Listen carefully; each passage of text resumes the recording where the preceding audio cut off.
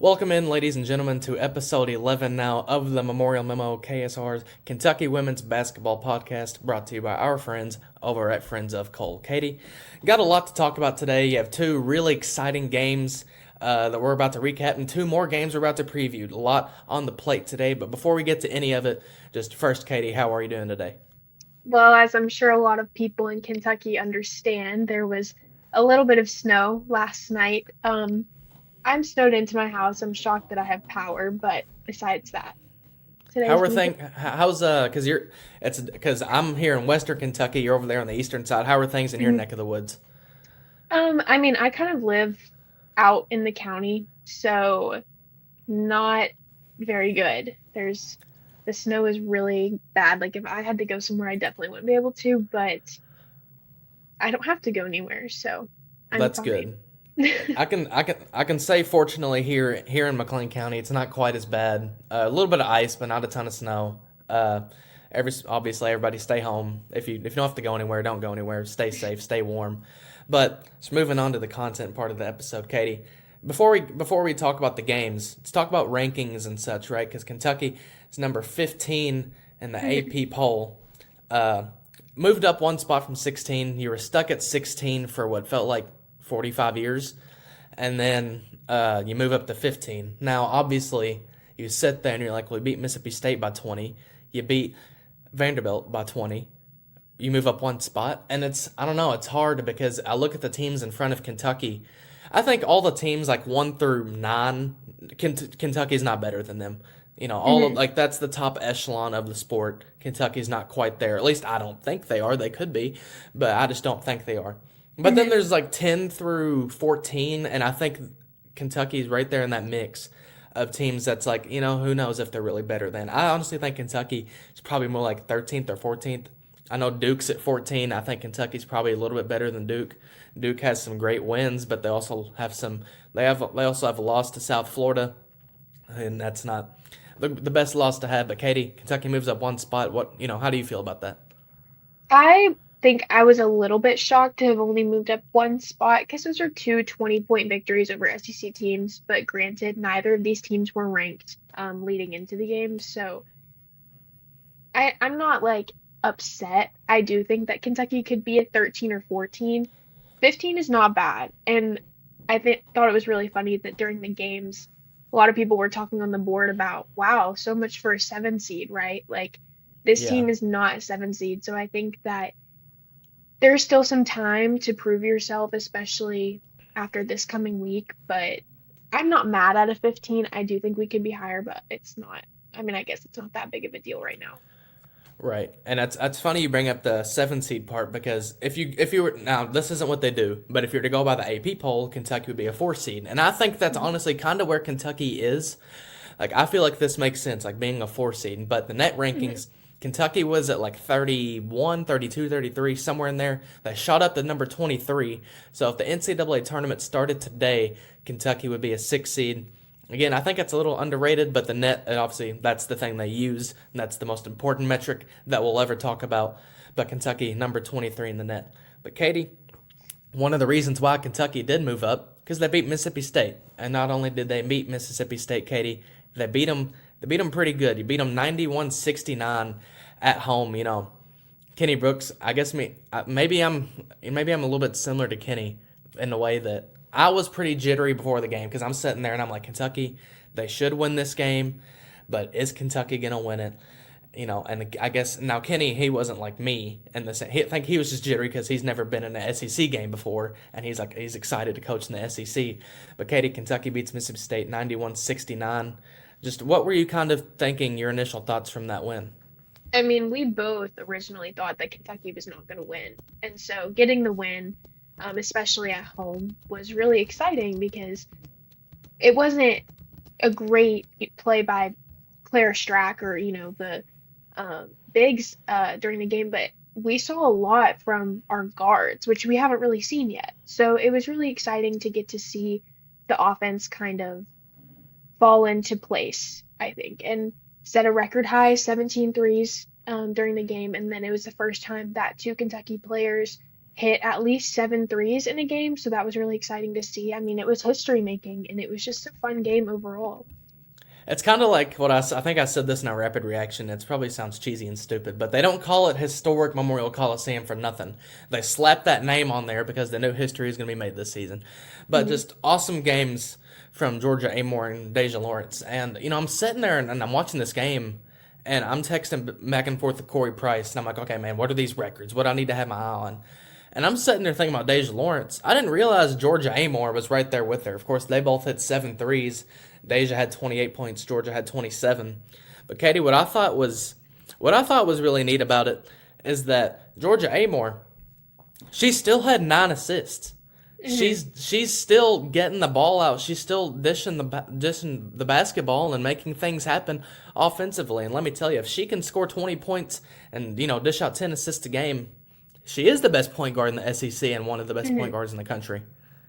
Yeah, I mean, like you said, I didn't really notice that until we were doing our rapid reaction because, or actually, I think I was writing the recap is when I noticed, like, oh wow, this stat line is kind of crazy, but it's kind of what everybody expected from her.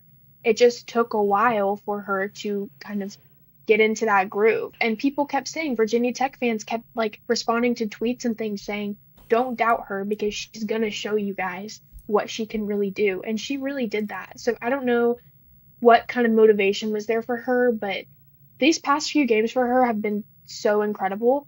It's unlike anything that we've been seeing from the beginning of the season to now. Right. I know Paige Beckers went down in UConn's most recent game. I don't know what the extent of her injury is. I obviously hope she's okay. But you look at like Paige and Juju Watkins and Hannah Hidalgo. I don't know their stats from their most recent, from their last 6 games. But honestly, I think you could put Georgia Amore with up with any point guard in college basketball right now. And Katie, that's a great thing to say, but that's a great Hmm. weapon for Kenny Brooks to have. Yeah, and I mean, she is not super tall. I think she's about 5'8". She's fast, which is really helpful, and she has such amazing court awareness. That's why she gets so many assists. And I would venture to say that most of her assists probably went to Deja, and she trusts Deja. So I think that that is just so important to see on a team like this, especially in SEC play, because the trust is there. And also for the bigs to trust that their guards are going to make the shots, that they're willing to give up their opportunities. It's just very encouraging. I wonder how it feels to be like an opposing coach in the SEC, and you see Georgia Amore. Well, you look at Kentucky, and the thing about Kentucky is that they're all 6'4" and they're Hmm. long, and they're gonna, But Georgia Amore, she's 5'8", Hmm. but the thing about her, I'd hate to be the coach that has to try to defend her because she's running around in circles like Speedy Gonzalez out here, and then she's scoring on you, and then the minute you try to double her or focus on her, well, she's gonna pass the ball and be the best passer in college basketball. I Hmm. mean, just a real headache. Georgia Amore is for opposing teams. But Katie, I want to talk about Amelia Hassett too because it felt like Amelia Hassett. Again, I know we say this every single podcast, and I guess I'm going to continue saying it. It's either like if she doesn't get a double double, she's literally 1 rebound or 1 point off. Hmm. 14 points, 9 rebounds. Had 5 assists though, so that's really good to see from Amelia Hassett. 5 assists. Of course, you had Georgia and Deja who were scoring, every bucket out there. But just a really good game from Amelia. I think she did more than you need, and we'll talk about Vanderbilt in a second. But if you get what you get between these last 2 games from Amelia Hassett, that's another extra piece you have to be really confident in moving the rest of the way. Yeah, and I think that um, I would love to sit in on just like a random practice as like a fly on the wall. I don't want to be like a media person watching them because obviously practice is going to be different if you have people Yeah. watching you. I wish there was a camera and I could just spy on them to see what Kenny says to them or what the rest of the coaching staff says to them because Amelia I think could be one of the most improved players this far and probably for the rest of the season because like we say all the time she gets better every game. And it's just really exciting to see her flourish the way that she does and she's playing more time than anybody on the floor because she's able to stay out of foul trouble and still get done what needs to get done. Um, but yeah, like I would love to just sit in on a practice and see how they coach her and how they talk to her to get her to do these things because she's another one that's been having such a consistent stat line. I'm just really impressed by her so far. Right, and then you have Tawny Key, who I think pretty similar to Amelia, just kind of gives you like that extra oomph that you need sometimes, Hmm. right? 10 points, 13 rebounds. So I mean, not like her best game scoring the ball. I mean, 10 points is still great, and that you definitely take 10 points. But she didn't go out there and put out 20 like we've seen her do before. But 13 Hmm. rebounds, you'll definitely take that too. But Katie, I do want to point out because I do think from this game, from this Mississippi State game, I think the really only true point of concern that there was Claire Strack offensively. Now, don't Hmm. get me wrong, Claire Strack, she had 11 rebounds and 5 blocks. She played great, but it's just when it came to her getting settled offensively, she didn't have a great time. She shot Hmm. 1 of 8 from the field, 0 of 3 from 3 point range, had just 7 points on the night. Most of them came from the free throw line. Are you worried about Amelia at all, or not Amelia, Claire Strack at all, just against big? Because Medina Akot, big physical big, and we've Hmm. seen her struggle against big physical bigs. Are you worried about that at all, or do you? I mean, we'll talk about it, but she played great against Vanderbilt. Or do you feel good about her moving forward against these prototypical big SEC players? I feel like she has it in her to do what needs to happen, but I feel like this is still a learning curve for her because I mean last season she only played in 2 games. And granted those were in the NCAA tournament, so she is going to be playing big physical bigs, but leading up to Mississippi State, she hadn't really seen that. I would say maybe the only time that Kentucky had seen anything like that was, maybe against North Carolina or against Louisville even, just having those scrappy games. This game was very scrappy and Yeah. it didn't look like she was on offensively, but she did draw quite a few fouls, um, which I think is kind of promising that she is being physical. The shots are just not dropping. Yeah, that's the thing. Yeah, I feel like that's a fair point too. Like I feel like I mean, we talked. I mean, before Kentucky was really hitting shots, it felt like the issue was just like, well, they're getting open looks. They're not going in. Hmm. But I don't think that's necessarily the case with with them now. But Katie, I do want to point out, I feel like we got a really good home crowd for Mississippi Yeah. State. It wasn't sold out, but you look in the crowd, and I mean, I think the building holds like 6,250, and I think there were probably 5,800 people in that building. Maybe Hmm. 6,000 people in that building. I thought uh, really good home crowd, and Katie, I hope that's a precedent for the rest of conference play. Yeah, I mean, before the game, I looked up the Ticketmaster sales and it was almost completely sold out. Of course, some of those Yeah. people didn't end up coming. I'm sure a lot of those are season ticket holders who couldn't make it because it was January 2nd, after all. It's like the day after New Year's. Um, I do think that that's promising for the rest of the season, especially when it comes to playing ranked teams. I feel like people will be more apt to wanting to come. And then, of course, you beat Mississippi State, and we're over here. I was gonna say as high as you can be, and not like we were actually high. Just the vibes were high. The vibes were as high as you could be. Not us. The vibes. The vibes were high, Katie. But you beat Mississippi State, and we're going into this Vanderbilt game, and we're talking about Vandy, and we're like, okay, well, we're gonna beat Vandy. Now, when you get closer to tip, I think for me, I was like, are we gonna beat Vandy? Because this is a road game, and to start up the game, their crowd was loud. They had a really Hmm. good crowd down there Yeah. for Kentucky, and there was actually a really good contingent of UK fans. I was texting with some people, and the feedback was like, the UK fans that are down here, there's a decent amount, and they're loud. But Vanderbilt, they have two 20-plus point scorers, really good team. They were 14-1 coming into the game, but that didn't matter to Kentucky. They whooped that ass, and they beat Vanderbilt 96-78, winning by 18 points on the road. That's their first quad one win of the year. Those are really, really big heading into the NCAA tournament. You need as many of those as you can have. Now, the only thing I worry about Vanderbilt is that I hope that stays a quad one win. Now, the good thing, here's the good and bad thing about that win. Number one, Vanderbilt was ranked number like 16 in the net. That means the net likes Vandy. So hopefully, if Vandy loses some games, they can stay, you know, in that threshold where it's a quad one win. Road games now. I'm trying to find it real quick. And for a quad one win on a road game, they have to be top 45 in the net. And in men's basketball, the system is a lot more favorable. And I think in like men's basketball, maybe like top 75 or something like that for a road win. But in women's basketball, it's got to be a top 45 team. Now I expect Vandy to stay up there, but you don't know. But Katie, just Again, first quad one win. You get it in statement fashion. You have some really, I mean, we're about to talk about them players who have really good games. Just, again, really awesome win to start 2-0 in the SEC. Yeah, since I didn't do any coverage yesterday, I actually missed the first quarter and a half of the game on accident. But I noticed looking at the stats and looking at the score, I mean, we were up by about 12, I think, when I tuned in. So I was feeling really good.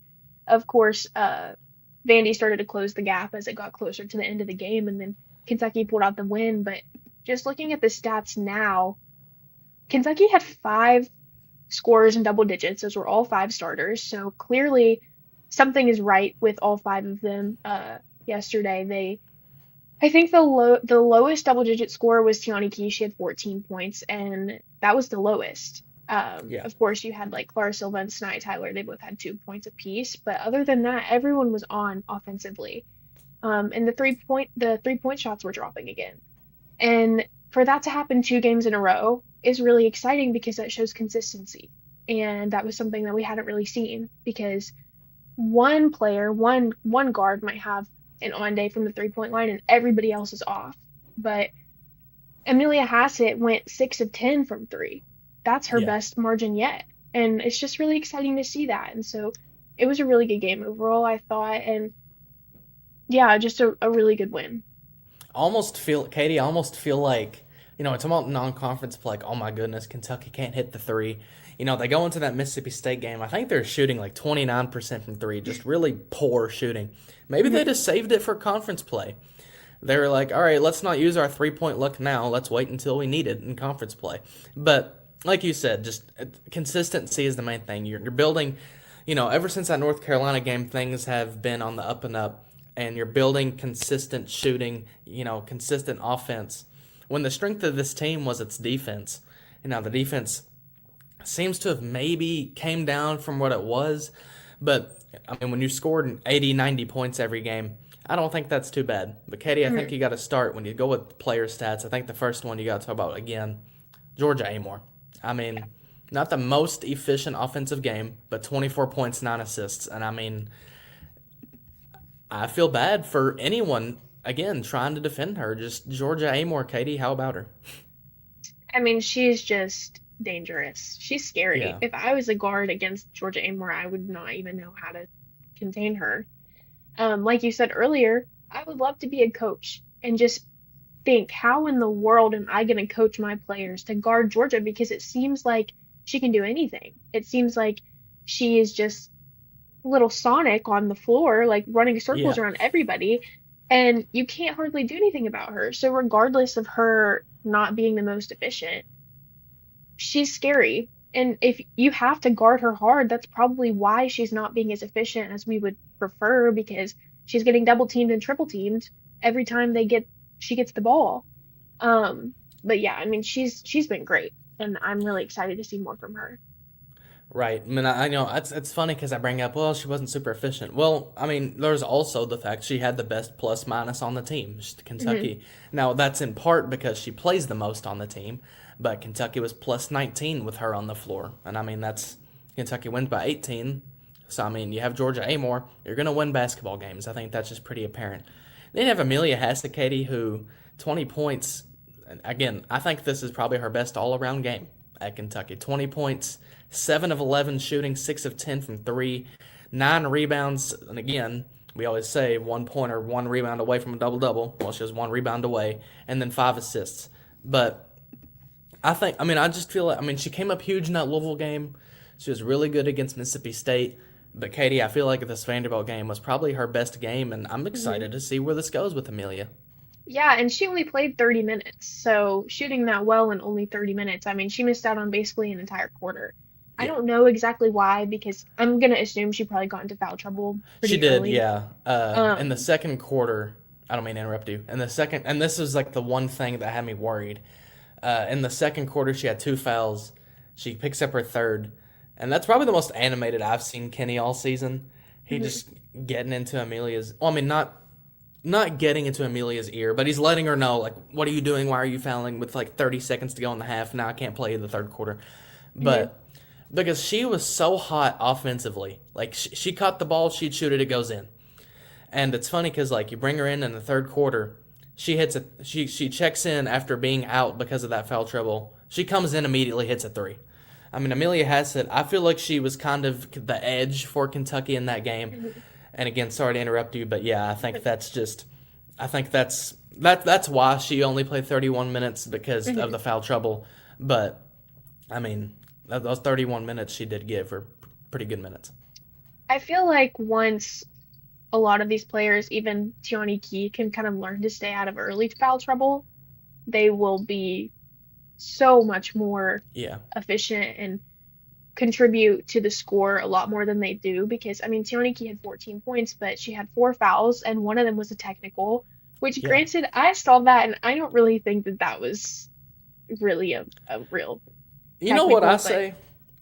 I say talk your talk, Tiani. that's what I said. I think that's the first technical of the season. I hope Hmm. there's more. I Hmm. want to see this team getting being chesty and getting into people and talking their talk. I think it's Hmm. great that you see Tiani. I don't want to say coming out of her shell, but you see her, exude this confidence and this Yeah. "I'm better than you. What are you talking about?" kind of energy. I think that's Hmm. really good to see. And speaking of her, 14 points. She hit two threes. She was 2 of 3 from 3 point range, 5 of 6 from the field overall. But 7 rebounds for her. Another good game from her.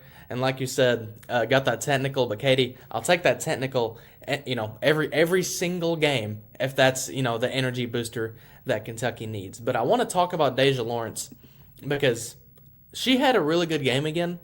But I did not know. Like I'm Hmm. watching the game, I do not. It's like Kenny called it smooth. I think it's like the quietest 17 points a player's ever scored. Kind of reminds me of like Antonio Reeves and the way he would used to score 20 points and you wouldn't even notice. But 17 points from her, 6 of 10 from the field, 3 5 from three. No assists this game. Didn't she did have two steals. It wasn't like we'd seen kind of previously where she's getting all these assists, but I mean, 17 points when you're that efficient on offense, I think you'll take that any day of the week, Katie. I feel like this is kind of becoming a case of other teams being so worried about Georgia Amore that they don't really put as much focus on Deja. Because I feel like a lot of the times when she's shooting, they're just wide open looks. And Georgia doesn't really get that as much as Deja does. So it's good to see that Deja's taking advantage of it. But yeah, like you said, I didn't notice. She's a very quiet player. She just kind of gets in there and makes the shots and does what she needs to do. And I think that that's like a secret weapon in a way. You can have a player that is so dangerous offensively and people don't even realize and they just let her shoot. Um, Right. so, I mean, hopefully this keeps up, but I do feel like if her stat line keeps being as crazy as what it has been, other teams are definitely going to start to notice when they're watching film. So it's going to be a little bit harder for her, I think, come February, March. But um, I mean, yeah, she's doing a great job. And for it to be quiet like that, like I said, I think it's a secret weapon for Kenny to use. And then Claire Stratt, Katie, who, again, I was talking about her struggling against Mississippi State, was not the case at all against Vanderbilt. 17 points, 6 of 13 from the field. She had a three, was 1 of 2 from the 3 point line. But Katie, what I was really encouraged to see, 15 rebounds for Mhm. Claire Strack. I don't know if that's a season high. I mean, if it's a season high, it would be a career high for her. I don't know if it's a season high, but I know it's pretty close, so maybe tied. She may have had Mhm. 16 one game, but just a really good game from Claire Strack after kind of struggling to find her rhythm. I guess she didn't struggle rebounding, like she struggled just putting the ball in the hoop. But I mean, 17 points after that Mississippi State game here against Vanderbilt. I think it's kind of what you want to see from her. She had two blocks as well, Katie. Yeah, I'm looking at her stats right now. It was a season high, so congratulations to Okay, there her. we go. But um, yeah, it was so good to see her play this way again. I mean, I think it has to be hard to go from a game where you only score 7 points to try to make a contribution offensively the next game, especially when they're only a couple of days apart. Plus Kentucky had to leave early, I believe, just because of the weather, so they spent an extra day in Nashville, I think. Um, Yeah. I'm not 100% sure, but I do think they had to leave early, just for safety precautions. But 17 points and 15 rebounds, I'll take it, obviously. I mean, that's great. Of course, like I want to see her score in the 20s because we know that she can, but she doesn't have to because you got other people on your team that can do it for you. So I think for me, I feel like her defensive contribution is a little bit more important than her offensive contribution, just holding all the centers on the other teams to as little points as she possibly can. And one of the Vanderbilt forwards, Camille Pierre, she had Yeah. 19 points, so she's just a really good player all around. But I think that Clara did a great job defensively for the time that she wasn't in the game. And yeah, I mean, hope she keeps it up. Her and Michaela Blakes for Vanderbilt, both tremendous players. If Michaela is actually a freshman, and post game, Kenny was like, "Yeah, the only thing I could think to myself was like, man, I got to deal with this for 3 more years." But they're both tremendous players. I think I mean, I think Michaela may have had like 24 points, and Camille Pierre had 19, something along those lines. But I mean, they're gonna get theirs, but you did what you had to do to win that game. Katie, I'm about to talk about Florida, but before we do, I want to give a quick shout out to our friends over at Friends of Coal. Friends of Coal is dedicated to informing and educating Kentucky citizens about the coal industry and its vital role in the state's future. We provide a united voice for an industry that has been and remains a critical economic contributor to Kentucky. By working together, we can provide good jobs and benefits for future generations. Coal is resilient, reliable, and affordable. Friends of Coal is a volunteer organization. All are invited to be a part of our organization, which consists of proud Kentuckians as well as residents from beyond our borders. Head to friendsofcoalkentucky.org to learn more. But yeah, Katie, you start 2-0 in the SEC, but it doesn't end at 2 games, right? You have to keep going. The marathon continues, and it'll continue on Thursday against Florida. Now, Katie, Florida is 10-6 and 1-1 in the SEC. Uh, Florida is they have a pulse. I was talking with Steven before we got rolling here, and I was like, Florida, they're not a great team, but they have a pulse. They beat Clemson on the road. That's a really good win. But they're they have some losses, right? I mean, they're 10-6, obviously. Picked ninth in the preseason in the SEC. Kentucky's picked eighth, so eighth, ninth. I mean, right there with them. But I think one of the main things to note about Florida, Katie, they lost to Leah Matharu, who I don't know, pretty close to averaging north of 20 points a game for them last season. She's now at Baylor. They lost her right before the year started. And it's this transfer portal stuff, man. It's so weird because I mean, and again, this is why I feel no sympathy for coaches or or feel no sympathy for really anybody and like coaching players because anyone can just leave whenever the hell they want. Apparently, like Liam Matharu committed to Baylor, I think on like November 3rd, like literally the day before the season started, and left Florida high and dry. But regardless, that's one great piece for them that is gone. But Katie, uh, how do you feel kind of, I guess before we dive too deep into it, how do you feel about this Florida game, knowing that Kentucky just got a big road win and they'll have to get another on Mhm. Thursday? Yeah, I mean, I'm looking at Florida's stats a little bit. Like you said, they're not that great. I mean, they're good, but they're not great. And I think the toughest part would be playing one road game and then immediately playing another for Kentucky. So, not necessarily worried, but Florida played North Carolina as well earlier in the season and lost by 20. Um, and I think that if Kentucky played North Carolina now, Kentucky could probably win. That's just, Yeah. I don't know, that's the way that I feel. So I think that I'm not necessarily worried. The only part, like I said, would be having to play a second road game in a row is a little bit concerning, but I don't think that it's going to be an issue. I guess we'll see. Right, and we talked about Vanderbilt because talking about Michaela Blake's how they're kind of led by a freshman. Well, that's the case for Florida too. They have a guard and Liv McGill who is averaging 16.2 points, 5.1 assists, and 4.1 rebounds per game for the Gators. Really good player, just kind of talented all around player. Katie, she brings. I mean, I want to say she brings a little bit of size. She's 5'9", like she's not super tall, but she's bigger than Kentucky's guards, that's for sure. And then you have, and again, thinking about these SEC games, Katie, and really just kind of we saw this in non-conference play too. I'm not great with pronouncing names. Never have been, never will be. But there's and I'm going to try to pronounce this. You let me know what you think, Katie. Rashaya Kyle. What do you think about that? Sounds right? I think it might be yeah, Rishaya. I don't know. We'll find out eventually. And that's the thing. Like, admittedly, I haven't watched a ton of Florida games because they haven't played anyone great. Yeah. But regardless, 15.8 points, 9.8 rebounds per game, almost 10 rebounds per game from her. She's not gonna, she's their center, she's their big. Katie, she's 6'6", so she's Claire. I mean, a little bit bigger than Claire Streck. This is gonna be another good test for her. And then just kind of going down the line, then you have Jariah Warren, 12.8 points and 4.8 rebounds per game for her. Florida as a unit, 79.8 points per game, so they can put the ball in the hoop. But I think the interesting thing about Florida, Katie, there are some, I think you could say there are some potential matchup issues, Katie. But I feel like overall Kentucky should have the upper hand.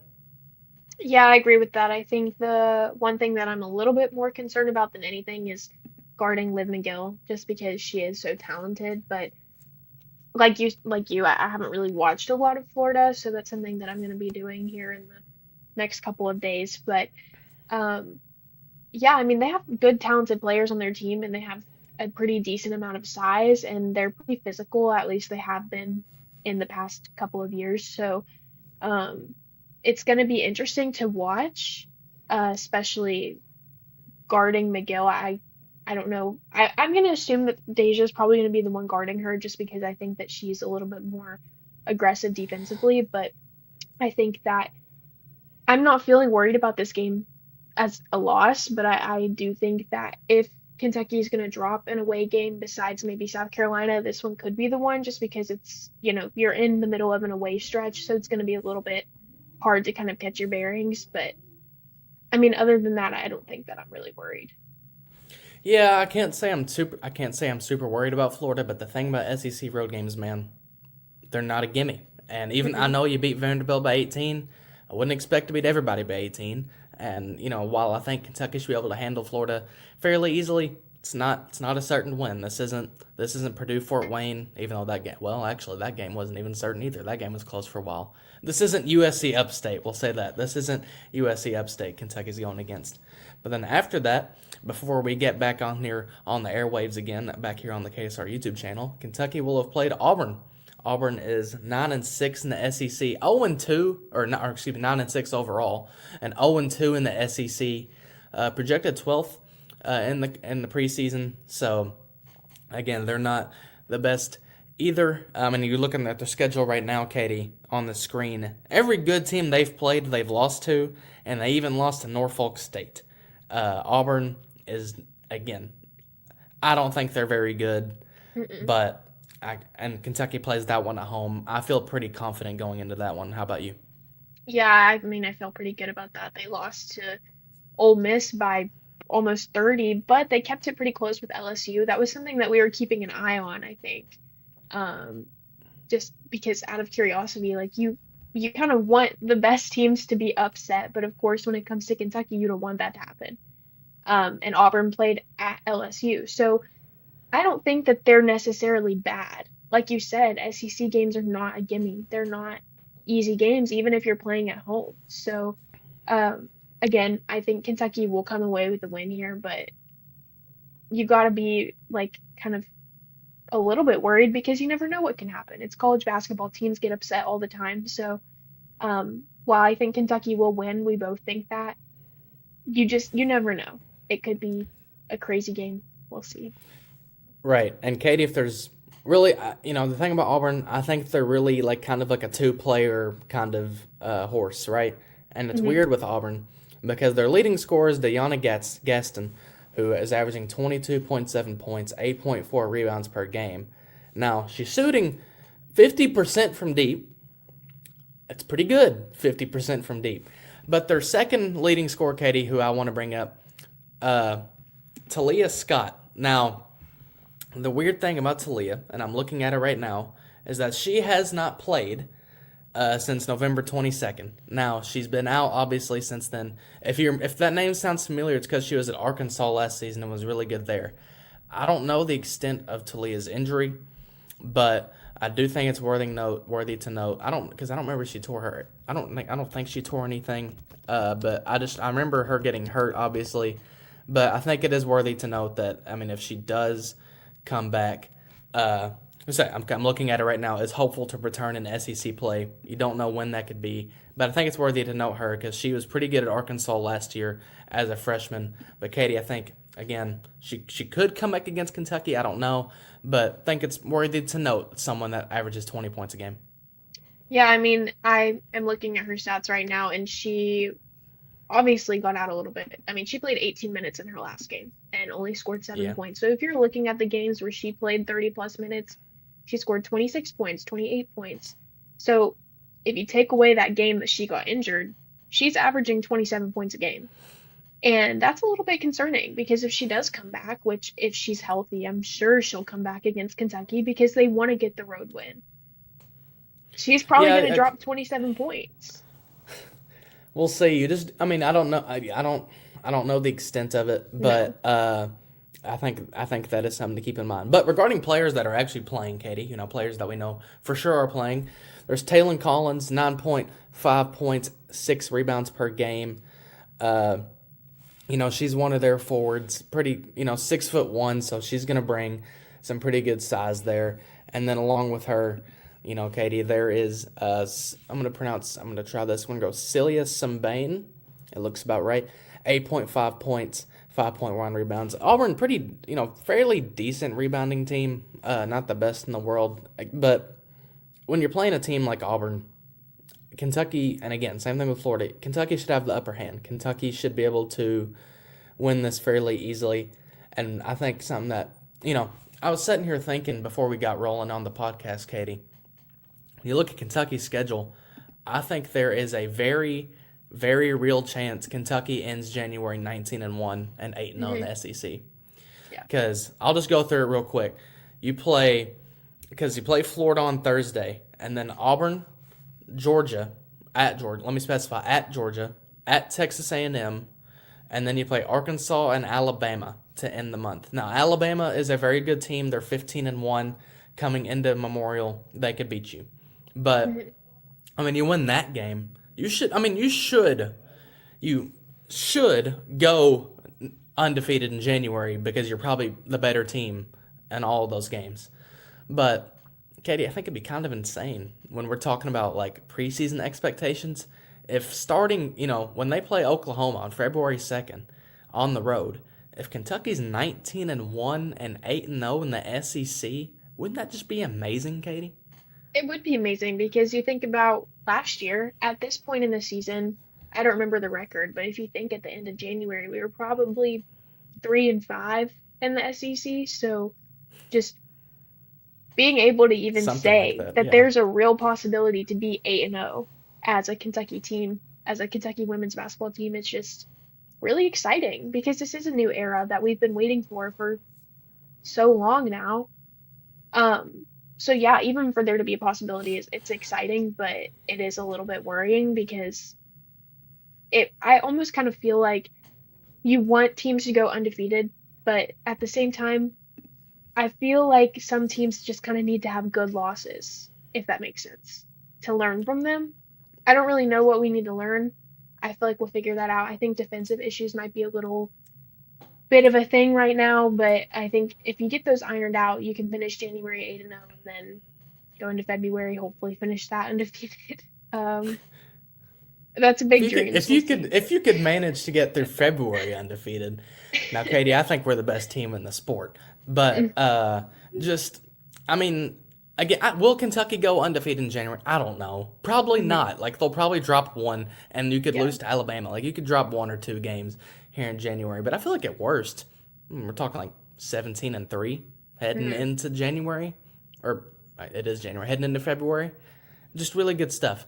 Katie, it took, last season and the year before, Kentucky won 12 games. They went 12-20 and then 12-20 again. Took Kenny Brooks 14 total games to surpass that. Kentucky 13-1, 2-0 in the conference. Katie, I'm going to wrap up this episode here. Before we get out of here, do you have anything to say? No, I'm really jealous of you that you're going to Florida, but that's about it. Well, we're gonna hope. As of right now, as things stand at the moment, again, we're recording this a little early here on Monday because I have to get on a plane and get going, or at least that's the idea. But hopefully it stays. Hopefully I'm down there. I guess we'll see by the time this episode comes out. We will know if I'm in Gainesville or if I am not.